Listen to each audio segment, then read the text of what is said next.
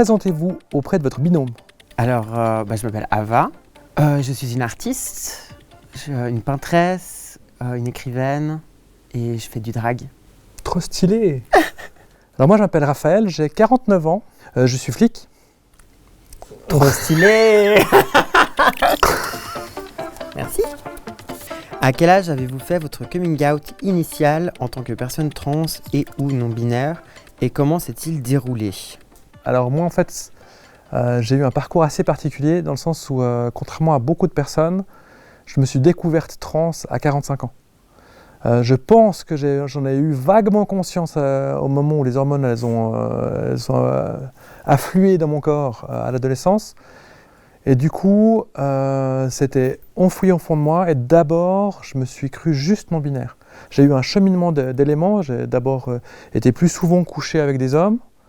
Dans un même temps, j'ai joué une pièce de théâtre où j'étais à la fois homme, à la fois femme, je prenais une potion magique et pouf, j'étais une femme. Franchement, ce serait monstre stylé de pouvoir faire comme ça. Et du coup, j'ai eu ça. Après, j'ai chaque fois voulu affirmer. J'ai commencé à porter des talons. Et l'amalgame de tout ça, c'était que sur les réseaux sociaux, tout d'un coup, j'ai vu un truc, ça parlait de non-binarité. Et j'ai dit, quoi? J'ai vraiment eu en moi ce déclic, genre, on peut être autre chose que juste un homme ou juste une femme. Oh, mais c'est trop moi. Puis j'ai commencé à creuser. Donc j'ai fait mon coming out au travail assez rapidement, en tant que gender fluide. Et là, très rapidement, je me suis rendu compte que j'étais beaucoup plus femme que homme. Donc j'ai refait un deuxième coming out. Et toi? Et moi? Je l'ai su depuis toujours, hein. Franchement, quand j'étais petite, je le savais très bien que j'étais que j'étais une meuf, quoi. Mais ouais, moi c'est récent, mais ça fait 1 an. À 30 ans, je l'ai dit. Je reçois souvent cette question, mais tu le sais depuis quand? Et ce serait trop facile en fait de se dire, juste je me suis regardée dans le miroir un jour, puis en fait, j'étais plus bossu, mais j'étais Esmeralda, quoi. Non, mais chaud, ça se fait pas du tout comme ça. Moi, c'était vraiment l'idée que ça s'est fait vraiment petit à petit. Petit à petit, j'ai pu réaliser qu'est-ce que je pouvais faire de mon corps, à quoi j'avais le droit et dans quelle direction je pouvais aller en fait. C'est juste ça. Moi, je vois maintenant mes amis qui ont à peu près mon âge, qui élèvent des enfants, leur éducation est complètement différente au niveau du questionnement que ce que j'ai pu vivre et ça me rend tellement heureuse de voir ça parce que moi, je pense que si j'avais eu ces questionnements, je l'aurais dit plus tôt. Je suis complètement d'accord avec toi, même s'il y a quand même le parcours du coming in qu'on ne parle pas assez souvent en fait. Ouais, pour les personnes qui ne sauraient pas le coming in, donc c'est la phase où on réalise qui on est. C'est cette phase de coming in qui fait que quand la personne fait son coming out, elle sait qui elle est, elle a déjà pensé à tous les problèmes. Et en face de nous, les gens, ils voient juste tout d'un coup un moment T, mais en réalité, c'est pas ça. Toute cette partie en fait de survie. Ouais. J'étais à un moment où j'étais tellement en dépression et puis des idées suicidaires H24 quoi. Et je me suis dit mais si je fais pas quelque chose vite, j'ai plus vraiment de raison de rester là, tu vois. Moi ça m'a aidé mon coming out, c'était vraiment la fois où je disais au monde entier c'est bon en fait. Maintenant là je me cache plus et puis je le fais, puis que ça plaise à personne, je m'en fous. Comment percevez-vous la vie des personnes trans et ou non-binaires en Suisse? Je pense qu'on a déjà un privilège de dingue par rapport à certains autres endroits, mais que ça reste quelque chose qui est quand même assez dur. J'ai bien été entourée, donc du coup, j'ai pas eu trop de peine. Après, je pense qu'on a quand même une ouverture qui est assez large au sens des hospitalisations, des transitions chirurgicales. On a les moyens et on peut y avoir accès. Moi, j'ai souvent cette image un petit peu qu'en Suisse, c'est un petit peu comme en Angleterre, enfin le côté anglais, tu sais, je veux pas déranger, donc du coup je dis pas. Ouais, ça de ouf. Je me montre, je vais être poli. Ah ouais, d'accord, ok. Bon, j'ai quand même eu une miss, tu sais, au début de ma transition, j'arrive dans un magasin, elle me met et puis je lui dis non, mais je suis une femme. Vous êtes sûre? Elle me sort. Je dis ah bah non, maintenant que vous me le dites. Non. Mais par contre, franchement, c'est une lutte pour les parcours de transition. En tant que femme trans, binaire, à la limite, déjà tu dois lutter au niveau des assurances.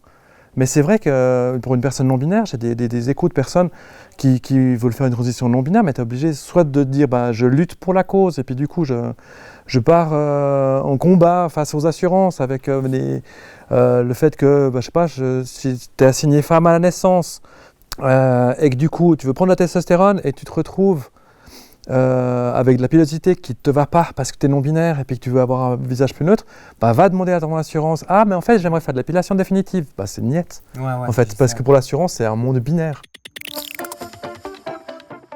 Parmi vos amix, fréquentez-vous surtout des personnes LGBTQIA+, ou des personnes hétéro-cisgenres? C'est quoi les personnes hétéro-cisgenres? Non, alors moi, clairement, je me suis rendu compte qu'au gré de ma transition, j'ai fini par m'entourer de plus de personnes de la communauté et des personnes, en fait, finalement, qui peuvent comprendre d'où je viens, qu'est-ce que je traverse et qui je suis. J'essaie de me trouver une famille choisie. Avant, j'avais que des gens qui étaient de passage dans ma vie. Et petit à petit, je me crée une famille choisie, mais alors plus dans le milieu lesbien, finalement, parce que j'aime que ce soit des personnes cisgenres. J'ai pas envie de vivre ma transidentité en permanence avec des personnes trans autour de moi. Certaines fois, je me retrouve dans des groupes de personnes lesbiennes avec d'autres femmes trans qui arrivent, puis il y a certaines personnes trans, tu les vois, « Oh, une autre, trop bien !» Et puis elles viennent vers toi, puis elles te parlent de transidentité toute la soirée, de parcours de transition. C'est moi ça. Et puis des fois, je suis là, ok, toi, quand je suis dans un groupe trans, quand je suis dans un moment spécifique, mais quand je suis dans un milieu de lesbienne, j'ai envie d'être avec des femmes cisgenres et d'être perçue en tant que femme cisgenre, enfin pas cisgenre, mais en tant que femme trans au milieu de femmes cisgenres, puis qu'elle me genre comme une femme, elle me traite comme une femme, et ça me fait du bien en fait à mon ego. Moi en fait, je me rends compte que j'ai entamé un peu ma transition en même temps que plusieurs amis à moi, et ça c'est tellement magnifique. Enfin moi je me sens tellement privilégiée et tellement heureuse de pouvoir le faire avec quelqu'un. Et dès que j'ai un questionnement, tu sais tout, je sais qui appeler. Et quand je suis hyper mal ou que je suis en dysphorie, je l'appelle. Et j'ai des potes, franchement, quand on se sent moche et quand on sent qu'on ressemble à rien, on a envie de se boire un verre. Et puis de savoir qu'on est les deux mal, ça nous rend bien. C'est trop bizarre, mais de savoir qu'on vit la même chose. Et du coup, moi, c'est pour ça que franchement, m'entourer de personnes trans, c'est hyper bénéfique. Parce que oui, d'accord, j'ai l'impression que des fois on parle beaucoup de notre transness et tout, mais moi j'ai l'impression qu'on me pose tellement de questions aussi, tu vois, surtout. Moi je me sens un peu focus là-dessus. Quand je suis la seule trans, j'ai l'impression que tout le monde a envie de venir m'en parler. Je suis laisse-moi tranquille. Alors que quand je suis avec ma famille, les autres trans, et du coup je me sens bien parce que je me dis ça va, tu vois, j'ai du backup, puis je suis pas obligée d'en parler. Et moi je vis énormément de transphobie dans les personnes par exemple cis-gays. Il y en a beaucoup en fait qui me demandent des trucs, mais je suis mais comment ça se fait en fait? T'es éduqué comment? Okay. Parce que la curiosité générale dans la communauté LGBT, elle est hyper forte. Et ils ont envie de savoir à quoi tu ressemblais avant des fois. Ils ont envie de quand même te demander un peu ton dead name. Et je trouve la transphobie, du moins cette curiosité assez nocive, elle est beaucoup dans la communauté LGBT. Ouais, c'est clair. Après, je pense que, étant plus dans le milieu lesbien que gay, je pense qu'il y en a un peu moins. Moi, j'ai quand même vécu, et c'était mémorable comme truc, dans des toilettes publiques où j'arrive, au tout début de mon parcours, tu vois, j'arrive dans les toilettes et j'ai quand même une femme qui arrivait vers moi. Bienvenue. Puis je dis, merci. Non, mais vraiment, bienvenue. Parce que moi, j'ai découvert ça. L'aspect de sororité, de payer mon pain et d'avoir la boulangère dans son regard, je vois le soutien de femme à femme en fait. Même si on nous véhicule par les films, les choses comme ça, la guerre entre les femmes, etc. En réalité, non, la majeure partie du temps, elles ne sont pas en guerre les unes avec les autres en fait. Avez-vous renoncé à une activité en raison de votre identité de genre? Tellement de trucs. Ah ouais?